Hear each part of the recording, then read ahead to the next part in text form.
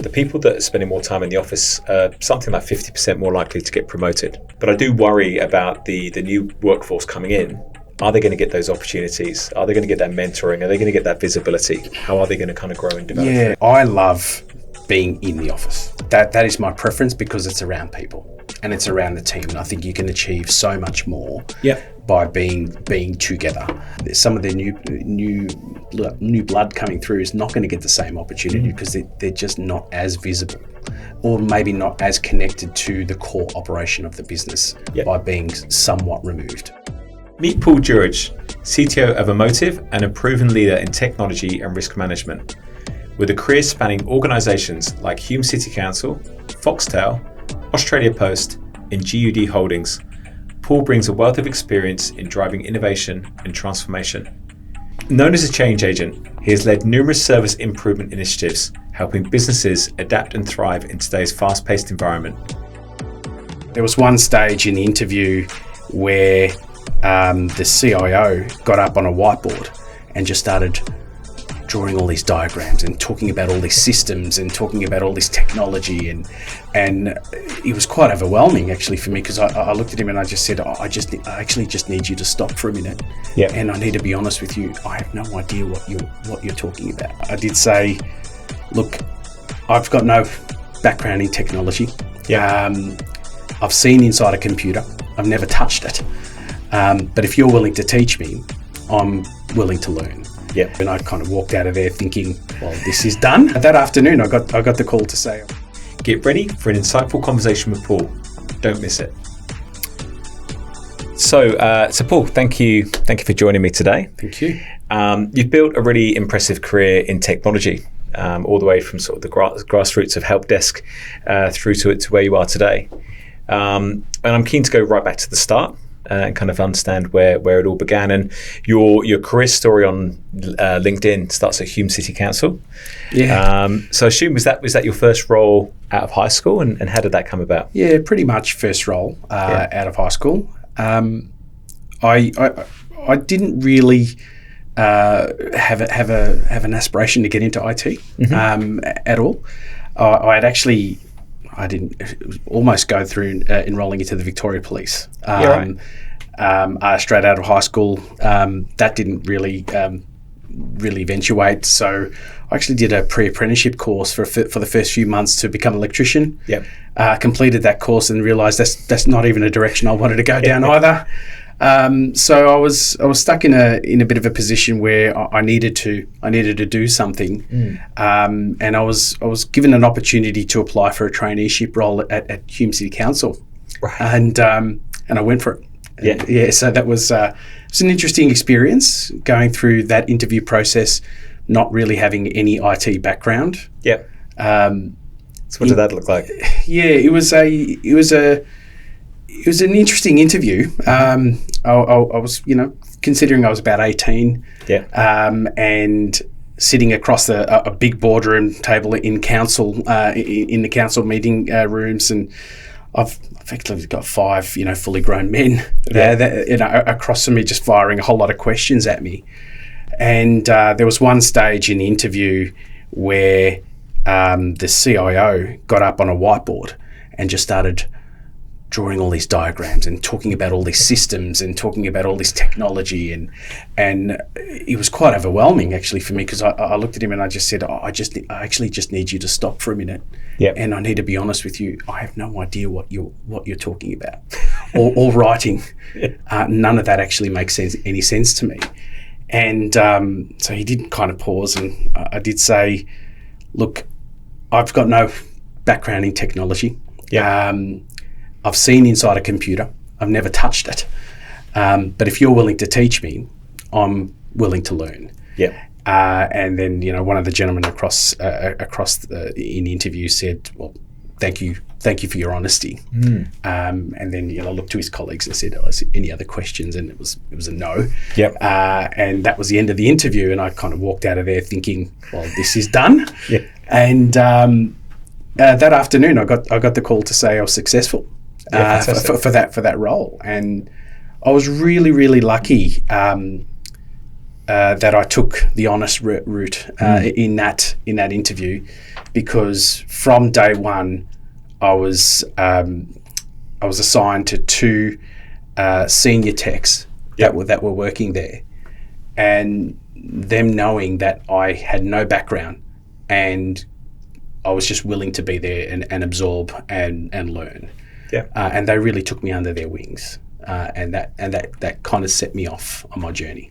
Yeah, amazing. I mean, you describe yourself as lucky, but what I'm hearing is integrity, values, probably the sense of your upbringing and who you were as a person, which I think when you're hiring someone that old, you don't expect a bunch of experience, right? Absolutely, and I mean that lesson has played along with me my whole career. There's no sense in trying to fake it.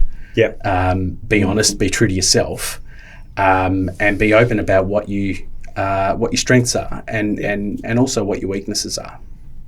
I can imagine. So you went in as a support officer. I think was the role I saw.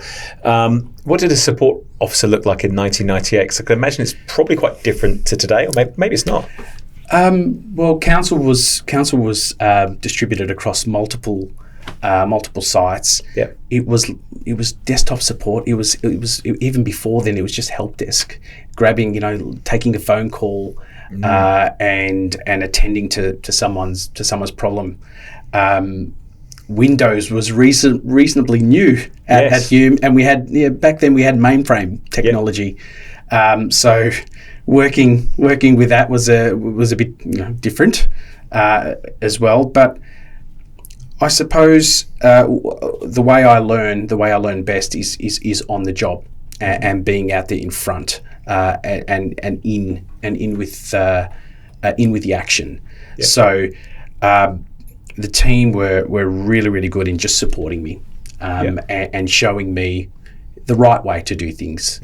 I was also quite blessed that the guys that I worked most closely with had a really, really good customer ethos as well. They had built up some really good relationships with the end users and the customers within Hume. And I was able to just absorb a lot of that as well. So like a huge amount of learning by the sound of it going on, not just in terms of technical skills, but soft skills. Correct. Absolutely. And look, as part of the traineeship, you had to do 4 days on the job and 1 day study. I actually really disliked the study bit to the point that I really wanted to be at work. That 5 days a week. And look, I'm always interested at the start because the world was so different in tech. And you talk about the importance there of customer, but the customer then was also way less tech savvy than they are today. Absolutely, especially going through the transition from mainframe systems to the GUI interface. So, well, even if I look back then, people used to learn to touch type. You don't learn that stuff now, right? As in, you just it's like acquiring a language, isn't it? And even people's basic ability to use a computer. Correct. Well, the interesting thing there is while they were learning, I was learning too. That's right. And taking the honest approach in front of my customer or the user and saying, actually, I don't know, but you know what, I'm going to go find out. And I'm going to come back to you. And being, and always following up. And making sure I wasn't just one of those people that said, I'll get back to you and just you never hear from me again. So it was good. And I suppose the other key lesson I got out of this is the guys really helped me to learn to fail as well. And but do so without any retribution or any real consequence. But you're going to make a mistake. That's fine. We can always fix it. Right. And this is where you went wrong. Just let's try and avoid doing that again. Unless you leave the backup tapes on the tram or something, that everything's forgivable. Well, I mean, look at back then. I wasn't even responsible for the backups just then. It was too junior. There you go. And I saw after about a year or so, you moved on and you joined Foxtel. I did, And I thought that you actually spent the next 5 years, which there are a couple of things that jumped out for me. Which firstly, it seems like Foxtel would be a really good place. It's big enough interesting things. It's kind of cutting edge to kind of form your career. But also you spent a good amount of time, 5 years. You hung around long enough to kind of really get into projects, I'd imagine, through that time. So what was going on for you at that time at Foxtel? I got a great opportunity to go there. and be part of a team, a larger team, and be part of a larger organisation as well. I mean, Foxtel had this glamour about it. It's TV, it's it's entertainment, and it was based out in Moonee Ponds, where the call centre was, the national call centre was, and I initially went in as like a desktop support admin, and again, I was able to gravitate towards other team members that carried that same customer ethos and just took me under their wing and just taught me a whole lot. And I was basically like a sponge with a lot of these guys. And I was led. So my team lead at the time, she was also an amazing support. And allowed me to step outside of my role every now and again, which I really appreciated, because there were a few things that I thought that, we could be doing better with this, and we could be doing better with that. And she was really encouraging. And that role or that opportunity then allowed me to step into my first leadership opportunity at Foxtel. And it was actually when she went on maternity leave. Yeah, okay. So that's interesting, because I was going to ask you, how did that come about? Whether it was you were tapped on the shoulder, whether you kind of put your hand up and said, look, I'm ready for the next step. It was. I showed an interest. I showed an interest. So once I was tapped on the shoulder, I did show an interest in it, and was really put to the test. And it was by my team leader's manager, and he basically said, well, if you want to go, I'm going to be watching for the next few months. Right. And so I want to see what you're going to do. And look, I just took that as a bit of a challenge. And look, they still made me go through the process of formally applying and going through an interview process for the role, and I was successful in getting that backfill opportunity, for the maternity leave, and then that turned into perm once my team leader, she was able to return, but she wanted to return in a different role, and I was able to carry on. So it's interesting. I've read some research recently, and it shows that people that are present in the office, we've got this kind of work from home, return to office, right? Hot topic right now, and I think it will be for a period of time. But what it's showing is that the people that are spending more time in the office are something like 50% more likely to get promoted. And there's a kind of that sense of what you can see, you can manage, so to speak, and what's out of mind is maybe another way of looking at that. But there's also some other work around this which says that when someone's present and you're bumping into them in the kitchen or over a chat, you're more likely to get those little projects than if you're at home and you don't see them, or you're not having that kind of constant interaction. But there was also something interesting that you said there as well, which is that the manager wanted to see you. Just watch over the next couple of months. It's like a living job interview. Absolutely. So that's what I kind of often think about with and I'm not, by the way, strongly in either side of the debate around work from home or office. I can see the pros and cons in both, but I do worry about the new workforce coming in. Are they going to get those opportunities? Are they going to get that mentoring? Are they going to get that visibility? How are they going to kind of grow and develop through that? Look, I love being in the office. I love it. That is my preference, because it's around people and it's around the team, and I think you can achieve so much more by being together. There's only so much Zoom and Teams can give you. But I share the same concern that you're not going to be, some of the new blood coming through is not going to get the same opportunity, because they're just not as visible, or maybe not as connected to the core operation of the business by being somewhat removed. I don't know how it's going to play through. And as I say, there's definitely a lot of positives to people working remotely. For example, it's more advantageous for women in particular.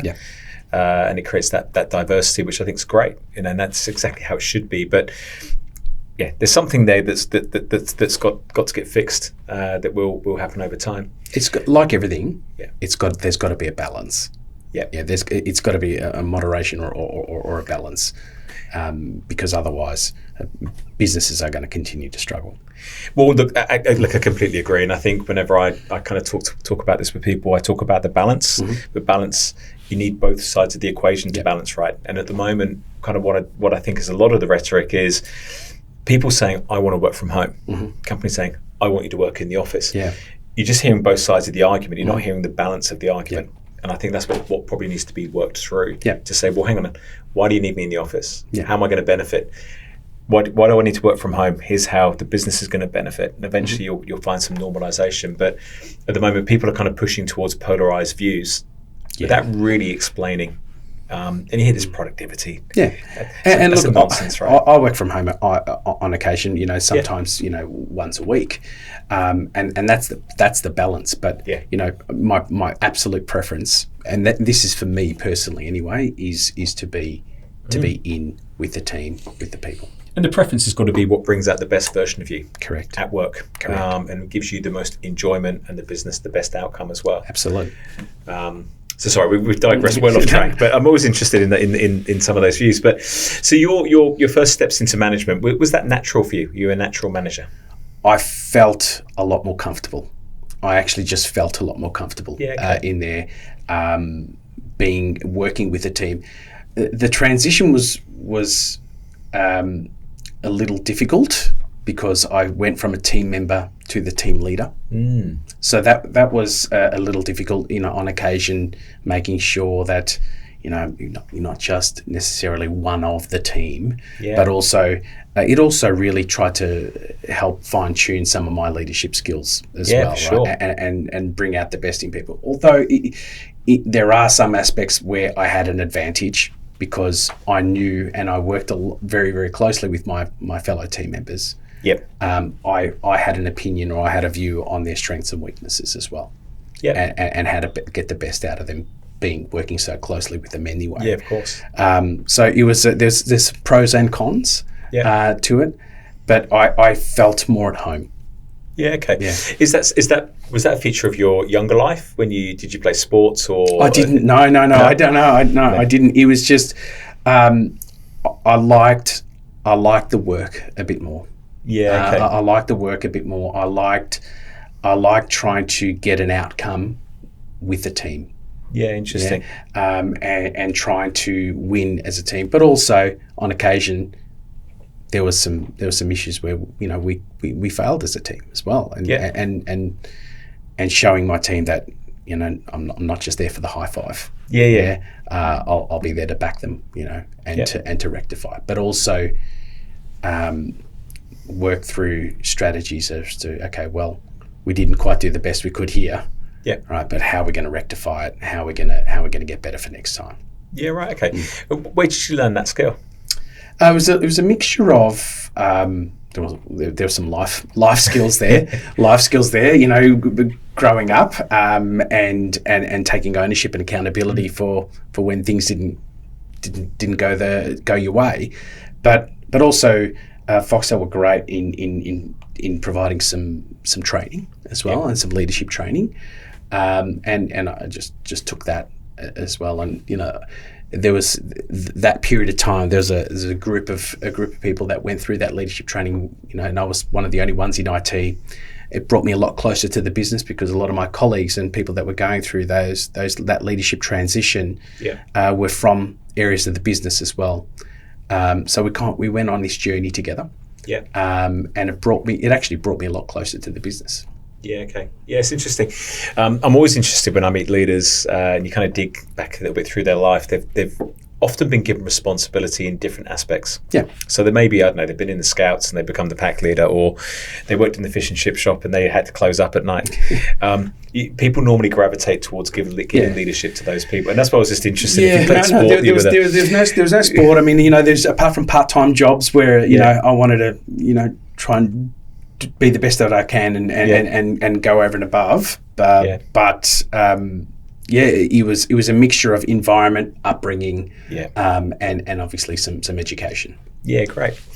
So after about 5 years or so with Foxtel, you moved on to NCSI? Yeah, so that was Singtel's IT organisation, and they launched in Australia. Singtel, also an owner of Optus, wanted to launch their IT arm. So it's like IT consulting, IT services? Yeah, it was their IT managed services organisation. And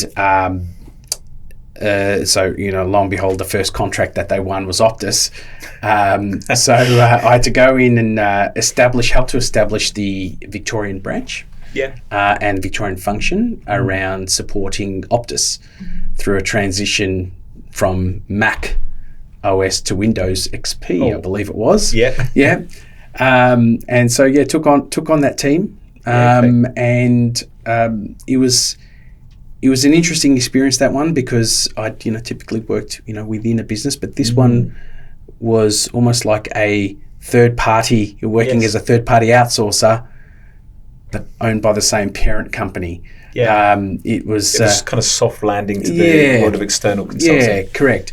So that was a good little project to work on. Taught me some good skills there as well. A lot of influencing skills there that we had to work through. A lot of challenges, a lot of change management skills that we had to work through as well. Changing the environment from a Mac to a Windows base, which was very, very different. We say as in infrastructure change, but mindset change. Just everything. So it was mindset. It was usability. Everyone that had worked at Optus at the time had only ever really worked on Mac OS. And then transitioning to Windows. But I was able to draw on some of my earlier skills at Hume around moving from mainframe to GUI. So same type of approach. A lot of users saying, I really don't like this Windows business. I thought you were going to say you just drew complicated whiteboard drawings. No, I didn't. I didn't do that. No. Interesting. But it's a different influence skill, right? When it's an external customer, even though it's the same parent company. Absolutely. When you're both being paid by the same boss. To someone actually that's effectively paying your salary, because they're the customer. How did you feel about that? It was quite daunting. It was very daunting, because I didn't necessarily have a support network around me. Because it was all headed out of Sydney. My manager was in Sydney. Most of the operations was in Sydney, and all I really had in Melbourne was my core team and the core team that worked with me. So it was the first time as a leader I kind of felt alone. Interesting. So I really had to learn to swim. What was your relationship like with your boss? It was remote. It was remote. I think I'd been in a room with him probably 4 or 5 times maximum, but most of it was over the phone. On a rare occasion, it'd be over a video conference. Back then. And I mean 2-3 times I had to be over in Sydney. What did that teach you about yourself? Well, it taught me to be resilient. It taught me to. It also it took me a while as well to take his advice as well. Is back yourself. You don't. If you need me, I'm here. Call me anytime. But I trust you. Back yourself, and back yourself to make the right call. And did you feel that same degree of psychological safety that you felt at Hume? We talked about you could fail and the consequences weren't catastrophic. At the start, no. But as I went through the role, yes. And what was that as you developed trust and boundaries? As I started to understand my team a bit more, as I started to understand the business a bit more, I was able to get a lot more comfortable in making a decision, and in making a decision that would set a course or a direction. That's interesting, and I think that's one of the tough things when you join a business and you're a bit of a satellite from the core. You're trying to figure out as much about what's the kind of the company line here, or the company way, or the company culture, or whatever you want to call it, of how we make decisions and how we do things. And you're trying to figure that out at the same time that they're trying to figure stuff out. Yeah. So it's tough to be onboarded in those situations, and often, again, experience you see that when a satellite or a subsidiary is kind of set up, it's normally someone sent from the mothership. Yeah. Because at least you've got that knowledge, right? Yes. Well, interestingly, a lot of the team that was there didn't work for NCSI. NCI is what it sounds like an American TV show. As well. Because they'd come across from the previous outsourcer, which was HP. Okay. So there was already established relationships, already established knowledge. Yeah. So it was me and one or two others that were reasonably new, that was starting pretty much from zero. And look, I leveraged the skills and the background of my counterparts in the other satellite sites. Yeah. So in Brisbane, in WA, and in South Australia. It's just how are you dealing with this in your area, compared to the mothership being in Sydney. Got it. So that kind of peer network. Yeah. Interesting. Look, I had a similar experience, kind of similar-ish. I went off to the US with my previous company to run the operations over there. Now, I've been with that business for about, 12 years at that point, maybe longer. So I definitely knew how it ticked. But at the same time, a counterpart was hired in Asia, and she was new to the business. So we actually used to talk a lot. Yeah. Because she would lean on me to say, I'm faced with this decision, the business. Yeah. If you were in my shoes, what decision, or how do you think I should be looking at this? And it was interesting helping someone, even though we're in different parts of the world. Quite challenging with time differences to talk, but it is about setting up a team for success, I think, in those situations. I saw that you briefly joined Envisage, I want to say. Envisage, yeah. And they were subsequently acquired, I think, a couple of years later, 2007. So that was another interesting business to work with. So Envisage was an small IT managed services company that was owned by Census. Yeah, that's right. I saw that, which was some Telstra link or something. Yeah. So back then Census was also owned by Telstra. Yeah. Right. And so they'd purchased this business, and I think there was some thoughts that there was going to be a good synergy between this IT managed services company and Yellow Pages. Yeah. Yeah. So Yellow Pages will sell their advertising to these small to medium companies, and then they can almost do a bit of an upsell for IT managed services. And it was a small little company. Again, walking in there, I don't think really Census knew what they were going to do with this company. Yeah. So we had a small amount of time to see what we can do to either turn it around, make it fit, or we have to prepare it for sale.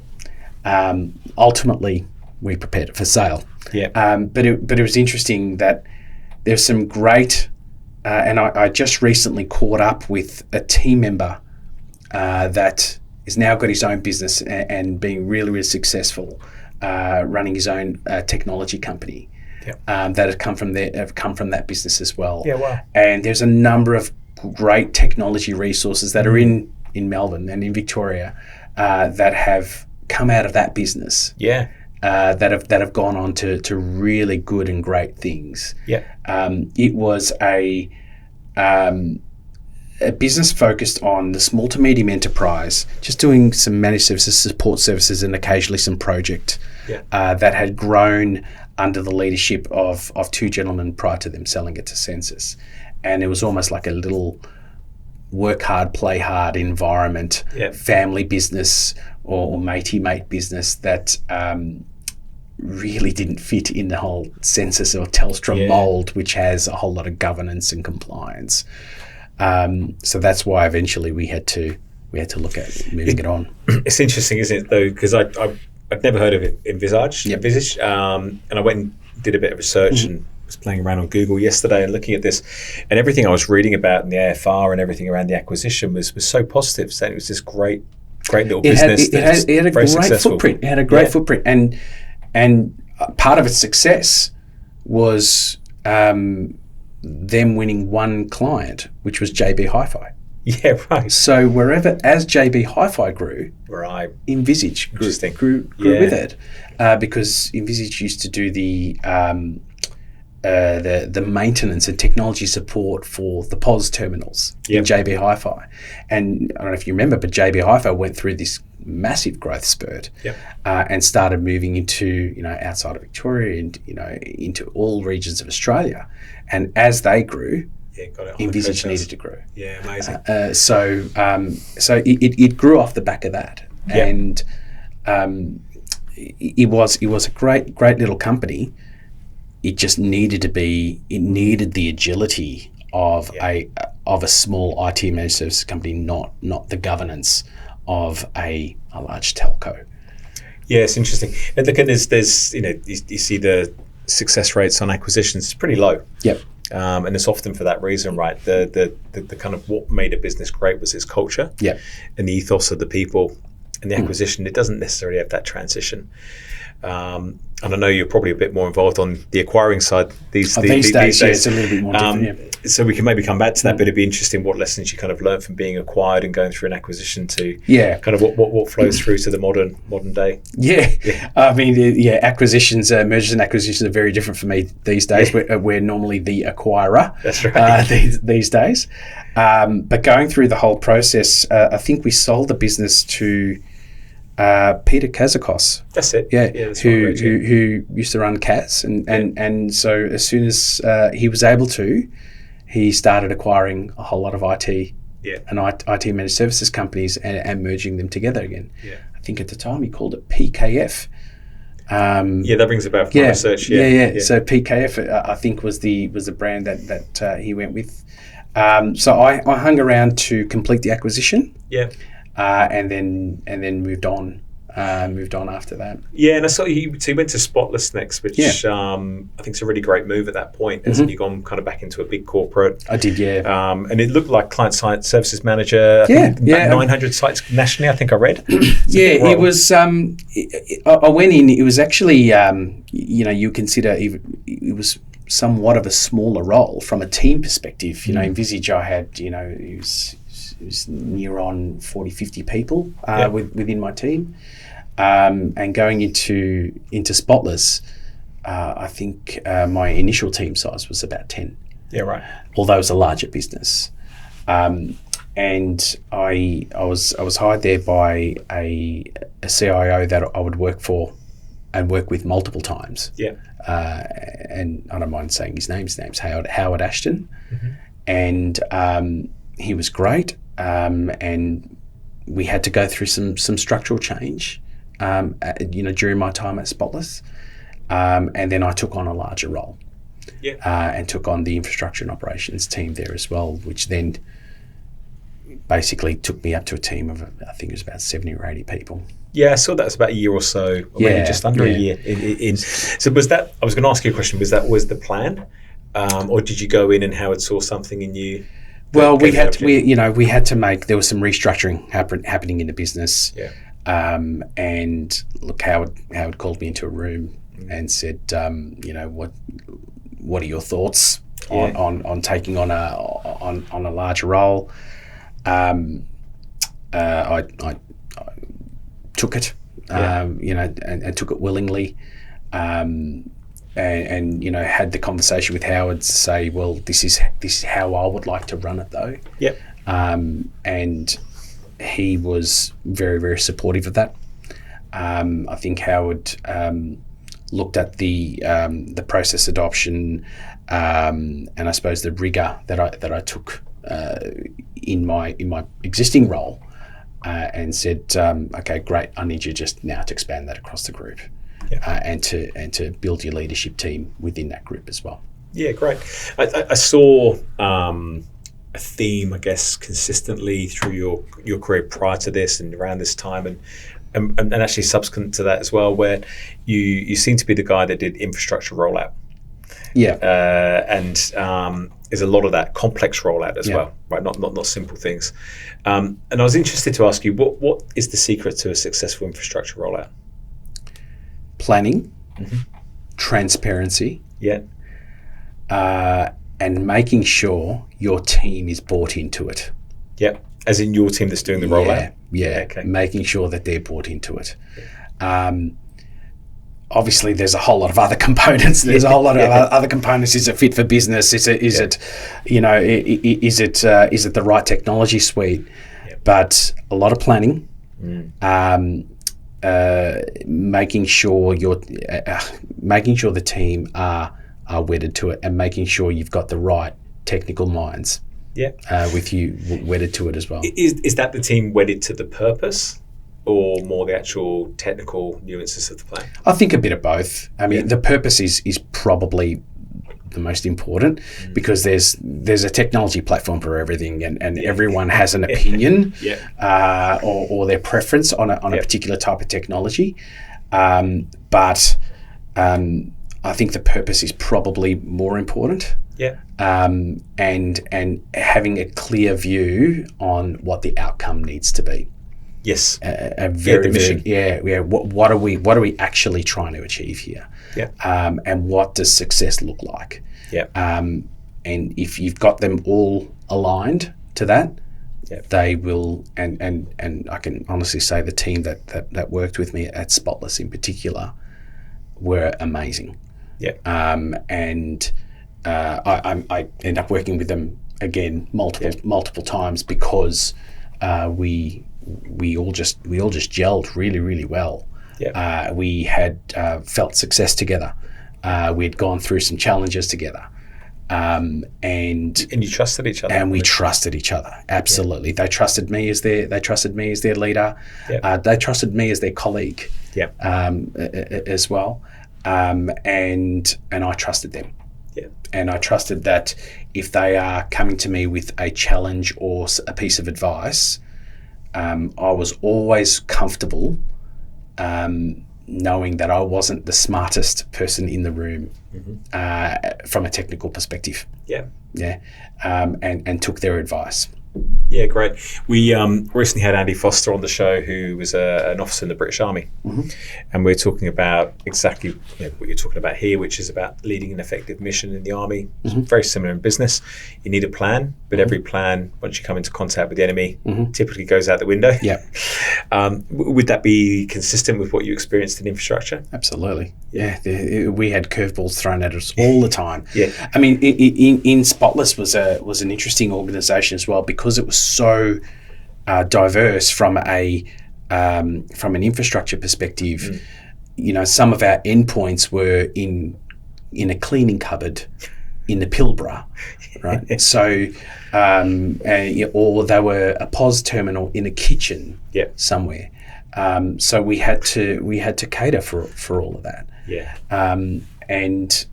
I was blessed with a very good team there. Again, what kind of comes through very clearly is you're I'm going to say a doer and a problem solver. Is that by nature? I mean, is that where you thrive? I like getting in there and getting things done. Absolutely. I love a challenge. Occasionally, I'd like a challenge to just ease off a bit, like anyone. But I love getting in there and change. I love change. I love driving change. I love implementing change, especially when there's a good tangible outcome at the end of it. I guess there's that kind of notion. There's some people see the chaos and run towards it, and others back off. I'm a lean in type of person, because I find that if you do lean out, or if you do kind of back off, it's going to come back at you a lot harder.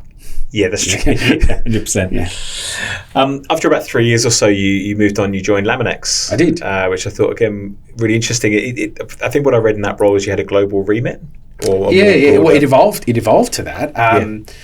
Now, that role there was actually Howard, who moved on to Laminex, and eventually got a call and said, "Hey, I've got something for you. If you want to come and have a look." And I took that. I said, well, great. Let's get the band back together. And so that was an interesting role at an interesting time as well, because it was around about the time of the GFC. and Laminex being a kitchen product manufacturer, housing was going to be impacted. So we had to get that business running a lot more efficiently, and basically weather the storm. Is the Laminex business primarily new build, or is there kind of renovations and stuff? There are renovations. There's lots of renovations, but it was new build. But remembering the GFC, there wasn't a whole lot of discretionary money, get discretionary spend getting around for renovations either. So, fortunately, in Australia, we weathered that storm a lot better than some of our counterparts in the US. So we had a sister organisation called Formica, which was part of the Fletcher Building Group, which we were owned by.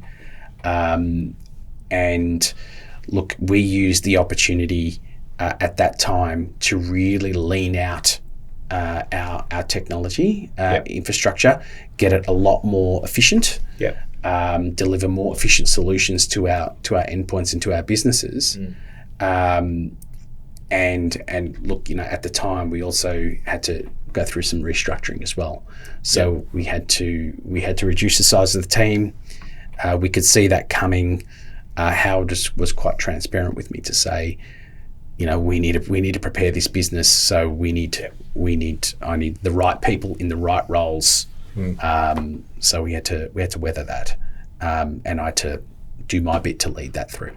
Yeah, interesting. The other thing I noticed in that role, and this is an assumption, kind of reading between the lines maybe a bit through your profile, is that you also started to broaden beyond infrastructure. So you had the IT budget, you had governance, you had PMO as well. And that's kind of what I saw in this role, was maybe a slight broadening, if you away from where you'd come from. Yeah, and that was the opportunity that it gave me was to step out of the pure infrastructure. Leading up until that point, most of my focus in my career had been around the infrastructure side. This allowed me to start getting into the application space, to start allowing me getting through to a bit more of the PMO project space, and start taking control of an overall IT budget as well. Because part of the towards the back end of my time at Laminex, we merged the management around the way Laminex was being managed. So we kind of merged Laminex and Formica together. Right. So I changed from reporting in locally into a leader that was based out in Cincinnati. Yeah, right. In Ohio. And did you go to Cincinnati? I did. I managed to get out there once. Yeah. But then also work part of a global team as well, because Formica was in Europe. It was in the US, obviously. It was in China. And I came in, bringing the Australian and New Zealand leadership into that team. So all of a sudden, going from running my own, let's just say my own IT operations, to being part of more of a global team. So again, it's a very formative role then, isn't it, for you? Because you've stepped into a broader domain. You've stepped into dealing with people outside of this coast, let's say, this island. But you've done it in a safe environment because you've gone in there with a previous boss that knows you. Right. So you're not having to figure that out. You kind of you know the way that's going to work. So I think that's really interesting. And whether that was a conscious thing, probably not at the time. No, it wasn't. It wasn't. It wasn't in the plan. It definitely wasn't in the plan. And but I wouldn't change it for a second. No, that's probably one of the most important roles. I think when you look at where you've gone on to next, it's enabled you to, I think, kind of keep growing in your career. Because there's only so far you can go in infrastructure. Correct. Yeah. And especially these days with cloud. Yeah, especially these days with cloud. Well, I think you probably, if you had your time over and you were at that point now, you'd probably be going into towards security or something. Yeah. Or maybe data, something that wasn't such a common thing back then. But you're right.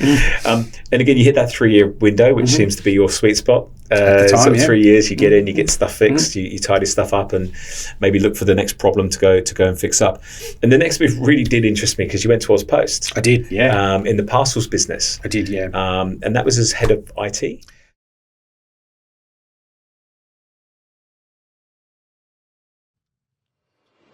Thank you for listening to Tales from Tech Titans, and be sure to follow us wherever you get your podcast. If you'd like to get more insights about tech careers, then check out the Ember, that's EMMBR, LinkedIn page for the latest updates, articles, and engaging discussions.